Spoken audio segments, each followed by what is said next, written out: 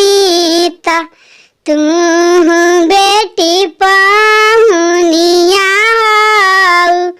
अरे पापा कवना नगरिया जुआवा खेलनी त हमारा के हारियनी।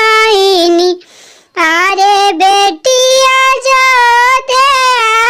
नगरिया जुआवा खेलनी त तोहरा के हारियनी।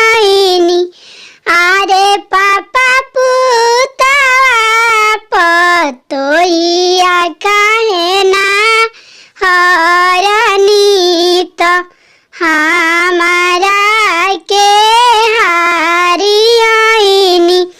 अरे बेटी पुतवा पतोहिया घर के लक्ष्मी त तू बेटी पहुनिया हो। अरे पापा कवना नगरिया जुआवा खेलनी त हमारा के हारियनी। अगर विवाह गीत आपको अच्छा लगा तो चैनल को सब्सक्राइब करके सपोर्ट कीजिएगा। धन्यवाद।